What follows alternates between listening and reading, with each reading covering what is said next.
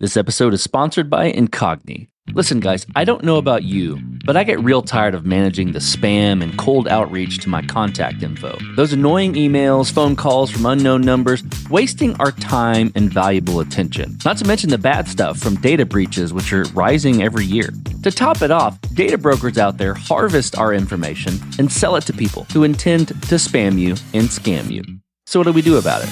Well, I use Incogni. I signed up to use the platform, and within 30 minutes, hundreds of requests have been sent and completed, removing my data from the public view. Incogni tracks down and removes your personal data from online directories, people search sites, and commercial databases. The process is fully automated for the hundreds of known data brokers who sell our data without consent. Got a site that they don't auto-hit? No problem. There's a custom removal feature to take down almost everything that is exposed online. So take it from me and take back your personal data with Incogni. Go to incogni.com/codestory and use code CODESTORY at checkout to get 60% off annual plans. You can also find the link in the episode description. That's incogni.com/codestory, because they can't harm you if they can't find you. The mistake we made is we thought showing the product was the wow moment. If you show it without a story to tell, the narrative, it doesn't connect for the audience. And so very early on, we would show, I'd say, a grab bag. I think our audience probably thought it was just a bunch of random screens. And we thought, hey, they look great. We've put all this effort. We have incredible designers here, and we put a lot of effort in, and it looks really cool. And it wasn't landing. We had to go back to the drawing board, not so much with the product itself or the feature set or the product roadmap, but what is the story we're telling when we show the product? I'm Sahil Patel. I'm the CEO at Spiralyze. This is Code Story, a podcast bringing you interviews with tech visionaries. Spent 6 months moonlighting. There's nothing at the back end. Who share what it takes to change an industry. I don't exactly know what to took do next. many goes to get right. Who built the teams that have their back. Company is its people. The teams help each other achieve. I was proud of her team. Keeping scalability top of mind. All that infrastructure was Yes, we've been fighting it as we grow. Total waste of time. The stories you don't read in the headlines. It's not an easy thing to achieve, mind Took it you. off the shelf and dusted it off and tried it again. To ride the ups and downs of the startup life. You need to really want it. It's not just about technology. All this and more on Code Story. I'm your host, Noah Labhart, and today how Sahil Patel joined the rocket ship of predictive CRO so you can get bigger and faster conversion wins. This episode is sponsored by NordProtect. In a world where data breaches are on the rise and identity theft is becoming more common, you have to take steps to protect yourself. NordProtect offers you everything you need to keep your identity safe, all in one easy place. It's built to help you safeguard your identity with advanced automation that works 24/7 on your behalf. Things like dark web monitoring, credit monitoring, security alerts, and more.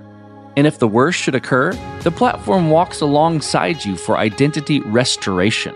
NordProtect plans come with financial coverage across a wide range of threats, from identity theft to online fraud and scams, so you are covered when it matters most. Get an exclusive 5% discount on NordProtect plans. Go to nordprotect.com/codestory and use the code CODESTORY at checkout. You can also find the link in the episode notes. That's nordprotect.com/codestory.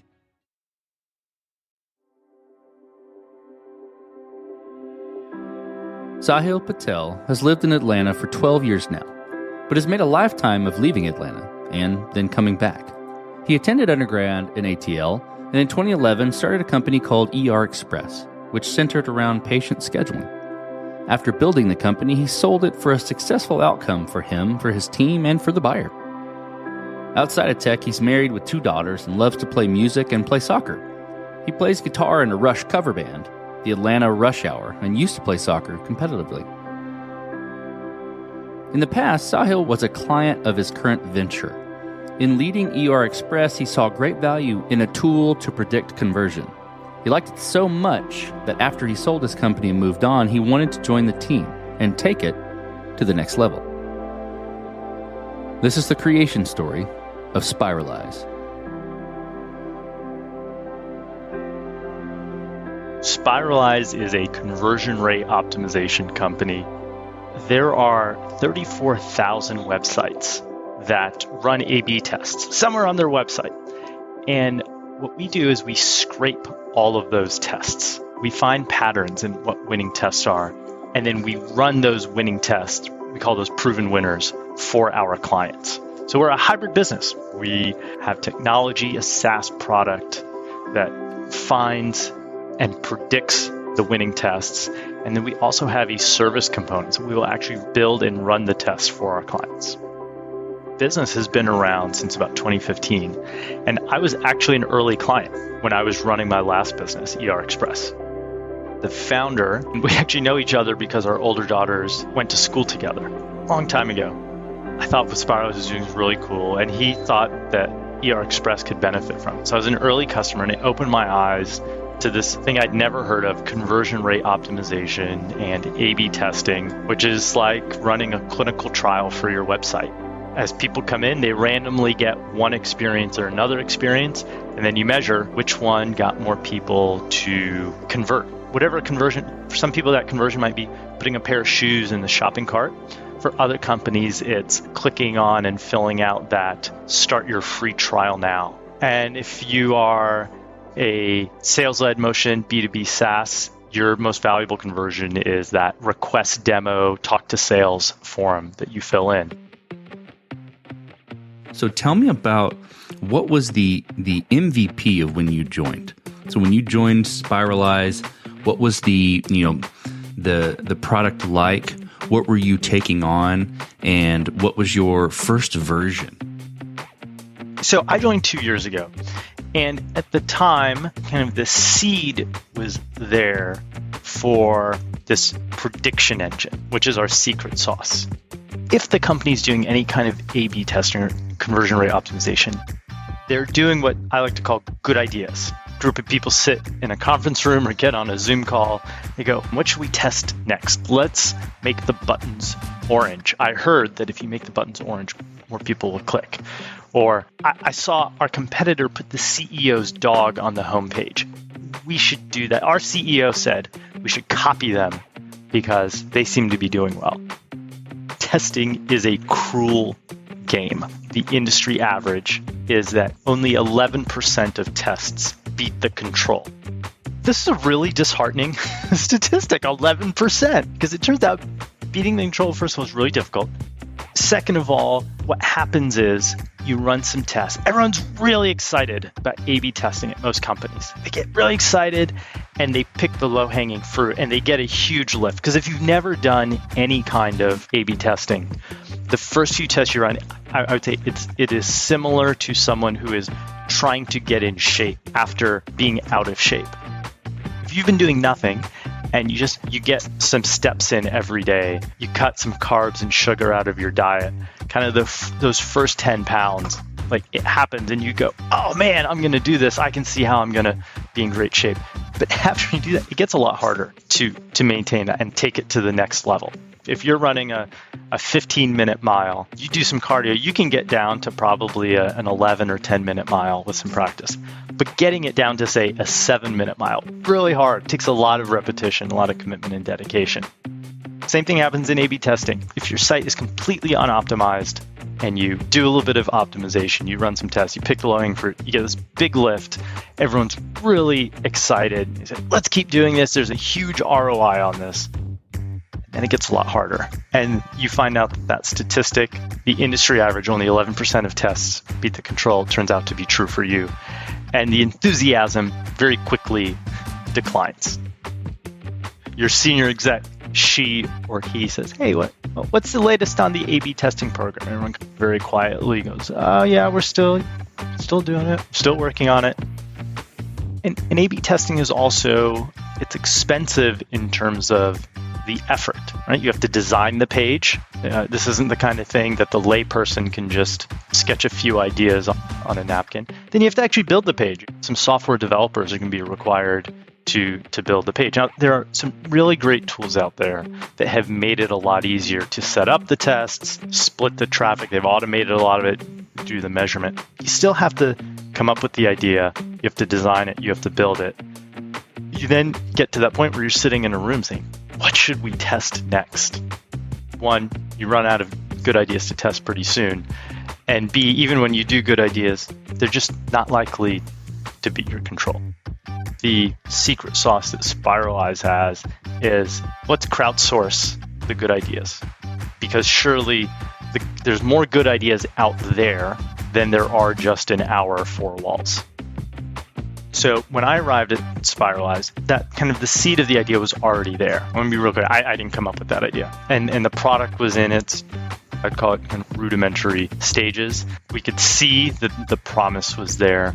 And one of the first things we did was lay out a vision for, well, what could this be?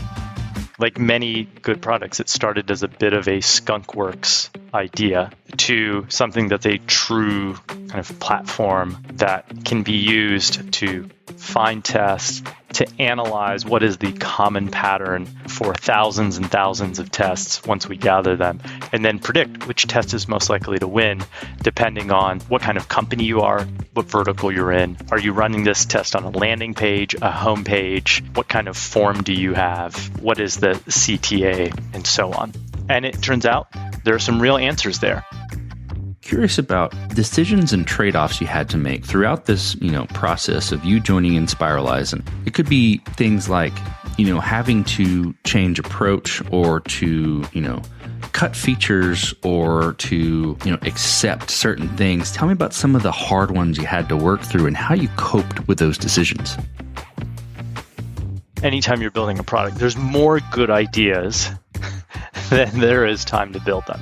And I'll give you an example. Probably one of the first things we had to decide was just we have this gallery of test patterns. And now, by the way, today we have almost 500 unique test patterns. But rewind back several years ago, the number was much, much smaller. And there are an almost infinite way you can organize them. And we had to choose one. And this is a class example where if you went out and asked your customers, if you asked 10 customers, they probably tell you 11 different ways it would be useful for them to organize this massive treasure trove that's our secret sauce. And I think it's a great lesson in you have incomplete information. Right? It's not practical to go survey all your customers. And even if you did, you're going to get so many different answers. Even if you picked one, you're just as likely to be wrong. So ultimately, we had to decide that first we would organize them by what's unique about this particular test. And I'll give you an example just to make it concrete. One of the test patterns we found is that when you, in the B2B SaaS world, when you show a screenshot, you get generally a much higher conversion rate compared to what most B2B SaaS companies show, which is either nothing or they show like generic stock images of people sitting in a conference room. What are people buying in B2B when they buy B2B SaaS? They're buying the product. It's that wow moment that they go, ooh, this looks cool. If I fill out this form, I'm going to get to see, touch, feel this product. Could be in a demo, could be in a free trial. And that became an organizing principle for our product, is you start with what is the common denominator of what makes this test a winning pattern that causes it to beat the control. That means we said no to a bunch of other really good ideas, which is organizing it, say, just by industry vertical, which is why most people want to, often our customers think like, oh, show me if you're a cybersecurity company, I want to see all the tests that have worked for cybersecurity companies. Or if you are let's say not industry vertical, if you are a company that offers a free trial, that's what you're hoping to get people to do when they come to your website. Just show me all the tests for any company that offers a free trial that won. And so we ruled out organizing it by industry vertical. We ruled out organizing it by what some people would call the motion or the call to action. And instead, the organizing principle is what is the kind of the distinct element of the test. Is it showing the product? Is it showing, say, for example, social proof, which is like, here are the other companies that use this product, or here's our star rating on Capterra or G2. But it gave us the discipline to focus on this one thing and gave us an organizing principle for the rest of our product. I'm curious about how the company and how you drive the product forward. So I'm curious about progression and maturation and changes. And to wrap that in a box a little bit, what I'm looking for is, how do you go about building your roadmap? How do you go about deciding, okay, this is the next most important thing to build or to address with Spiralyze? I'll tell you the way we do it here, with a caveat that it's not prescriptive. And I've certainly done it different ways. I've seen it done different ways, and I've done it myself different ways at my other places in my career. We actually start with what creates excitement in the sales pitch. And we think that's a great indicator of what will cause our customers to buy, which is a great signal of we're creating value for them. And I'll contrast that with a more mature company. There's a number of great companies out there that can get in-app feedback, and your users can even submit their own ideas and people can vote on them, and you're effectively crowdsourcing your roadmap. My last company, we got there, but I think it's really important to first gauge, where are you in your product journey? And when you're early in your product journey, I think the value that the CEO, that the product leader brings, there's a level of, I think, taste and intuition, which, by the way, are not based on just feeling, but based on experience. You have to be willing to draw a line in the sand and make a decision. And so the data that we use for that is, even when the product was, I would say, in its early stages, we show it in the sales pitch and see where it created excitement for prospects and did it help drive the sale forward. The nice thing is you get a big sample size very quickly. If you show it to 20 pitches and inside of a week, you can get an N of 20 reaction to something. Right? That could be, you could be showing something out of your staging environment. It doesn't have to be in production. So in the very early days when I got here, that was the way we guided our roadmap. Because we had an absence of, you don't have a large user base yet, you need a leading signal of where to go. And I would say, and I'll back up a step, a tactic I would recommend that we got a lot of value from is we used Winter. If your audience is not familiar with Winter, WYNTER, fantastic company. You can say, I want to talk to 20 digital VPs at companies of this size. They will go out and find those people, vet them for you, then schedule sessions where you can basically do a practice pitch or a practice show your product or a practice demo, and they'll give you unvarnished feedback.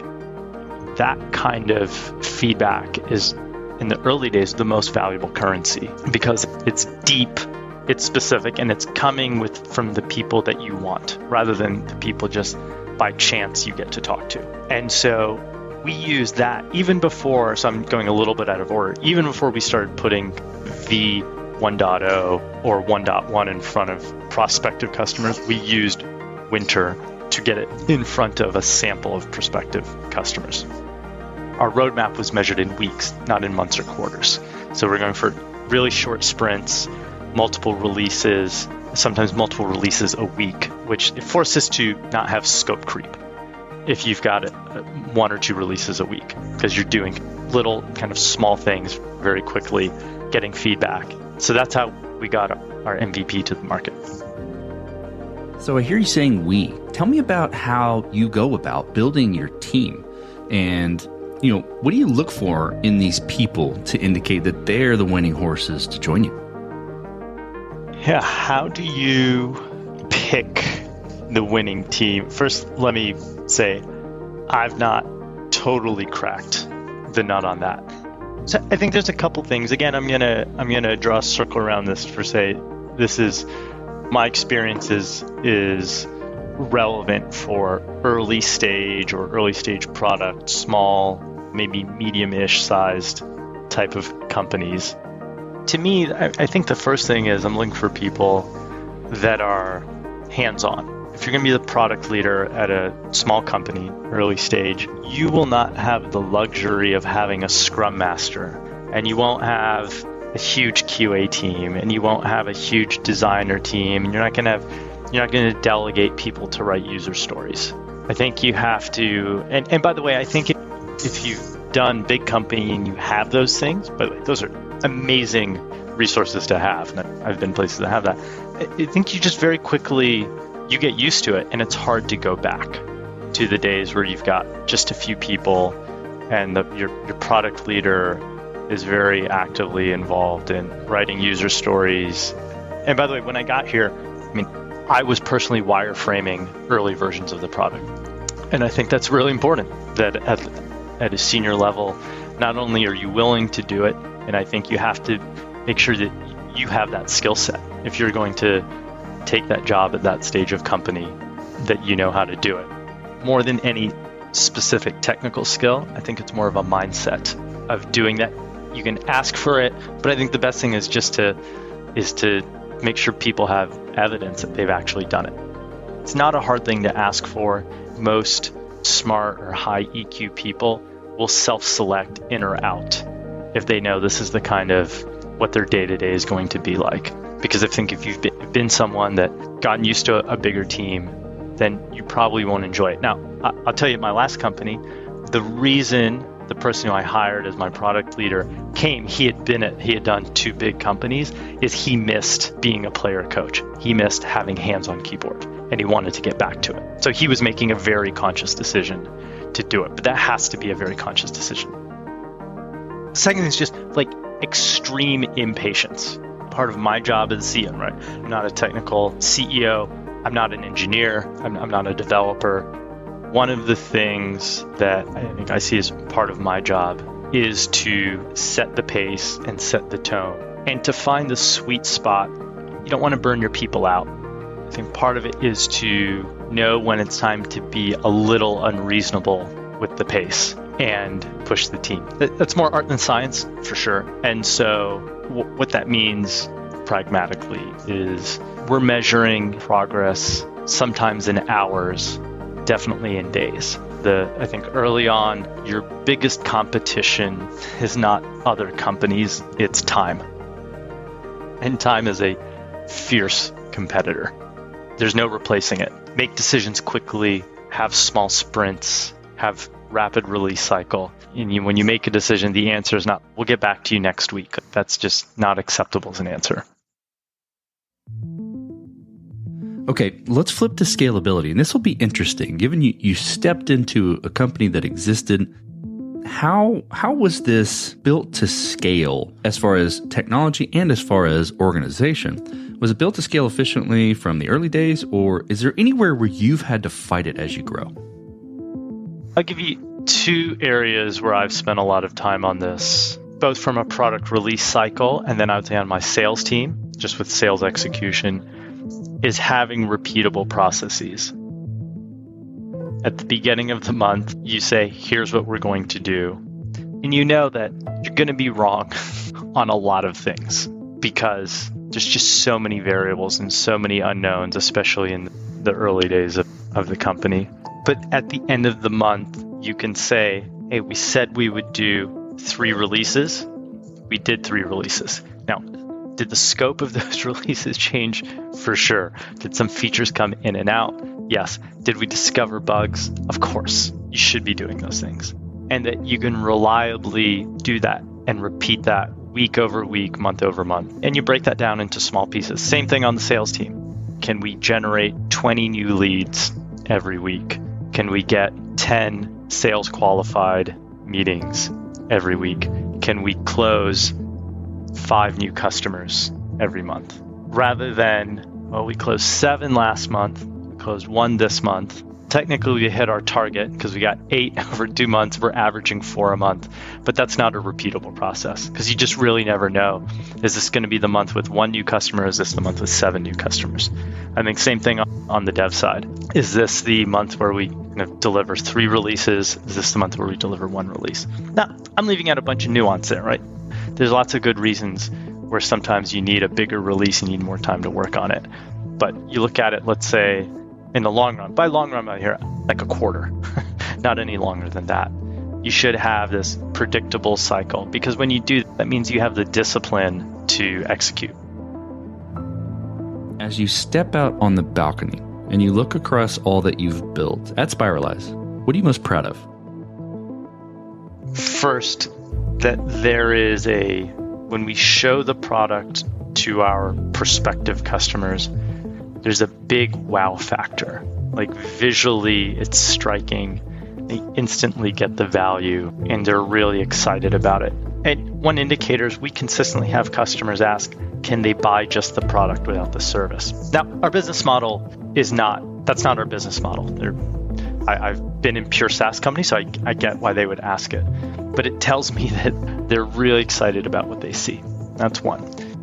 Two, the context here is that when our prospective customers do a meeting with us, a first meeting, we show them the product within the first 5 to 6 minutes of the meeting. And I think that's part of creating a really delightful experience. Because I think so many companies, and this is what I've experienced, and I know our prospects tell us when they go, oh yeah, this happens to us all the time. They take a demo, and they take the demo, by the way, for two reasons. And I think there's really only two reasons people take demos. They want to see the product. By the way, I'm talking in the world of B2B SaaS here. They want to see the product and they want to know the price. And what are the two things that a lot of first pitches don't deliver? The product and the price. It's more about what the company that's selling wants than what your prospective customer wants. What do they want? If you just show people a bunch of stuff without taking the time to understand their needs, that's not a recipe for success, by all means. Then instantly, if they tell you one or two things and say, hey, I'm going to show you some things I think you'll like, show it to them, get this wow moment. If you don't get the wow moment, be willing to accept, hey, maybe this isn't what you're looking for, or I'm showing you the wrong thing. Tell me more. And I think most people are happy to tell you, yeah, this isn't what I was looking for. I don't know. I don't know that this meets my needs. Okay, tell me more, and then show them something. And I think that's the combination of we want to give our customers what they want, not what we want. When we do give it to them, we're going to show something amazing. That's something amazing. Me and my sales team, we have the easy part, getting to show it off. All the hard work comes from our incredible designers and developers and QA who build the product. Let's flip the script a little bit. Tell me about a mistake you made and how you and your team responded to it. We show the product, and the mistake we made is we thought showing the product was the wow moment. If you show it without a story to tell, the narrative, it doesn't connect for the audience.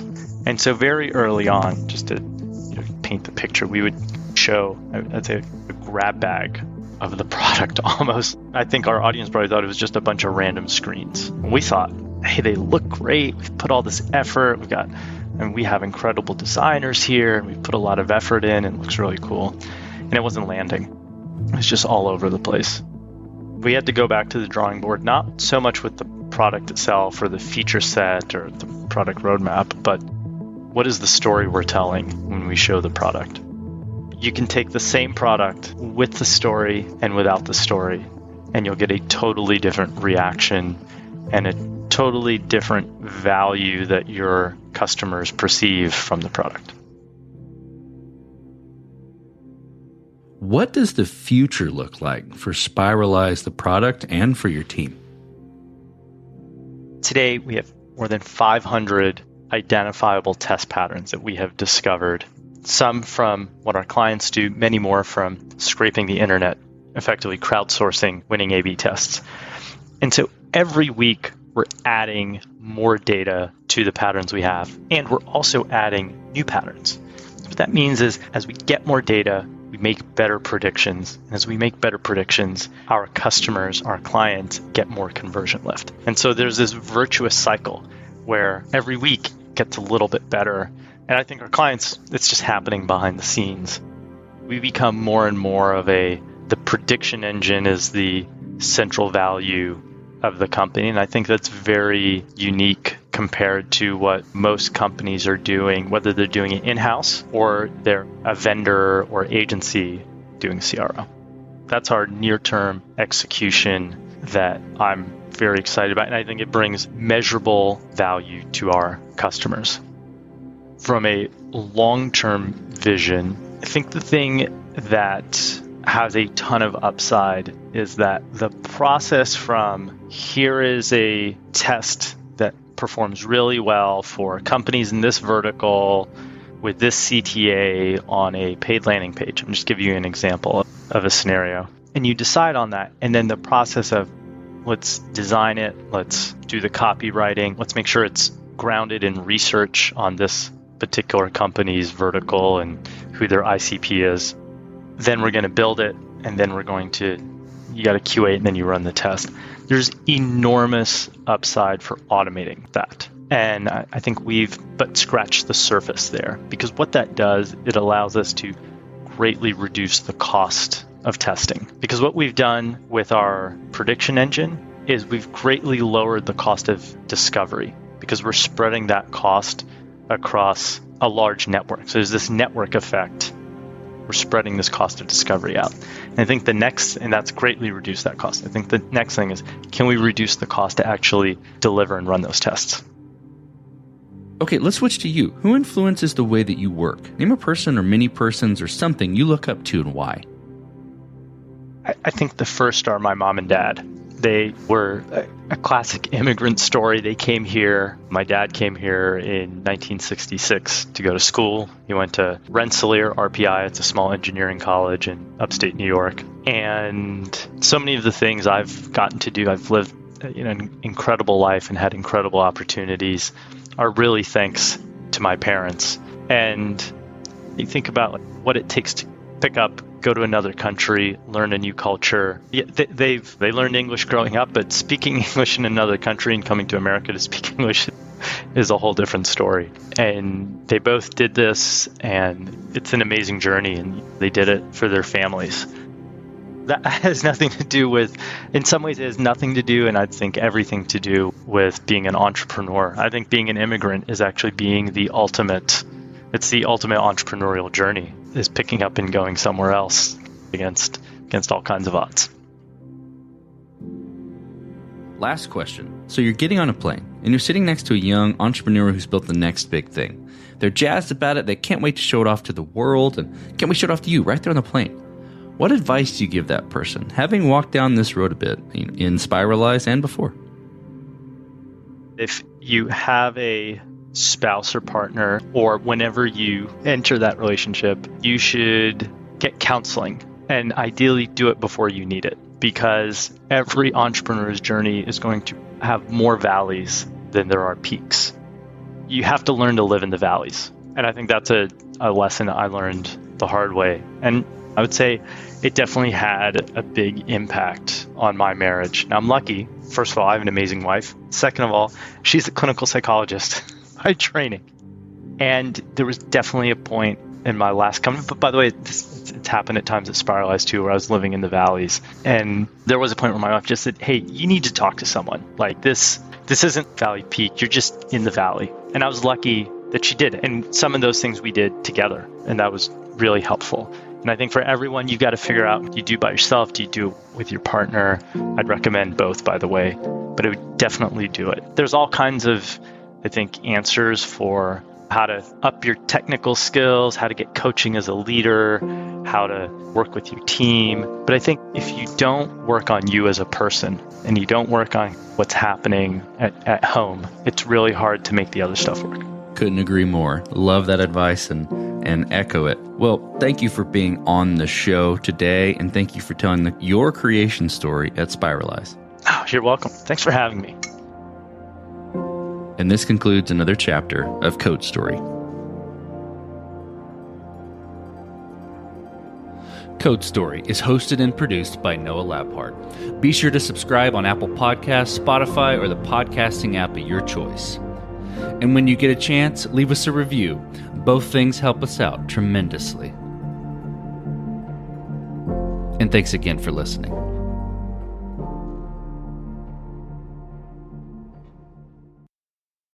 Get that Amex Gold Card ready. I'm way too tired to cook tonight. You read my mind. With the Gold Card, we can get up to $120 a year in statement credits. Are you feeling the Cheesecake Factory? Five Guys? Either of those sound good? Yes. Which one? Both. Pay with the Gold Card to receive up to $10 a month in statement credits at participating partners. Uncover more ways to reward yourself at americanexpress.com/explore-gold. Enrollment required. Terms apply.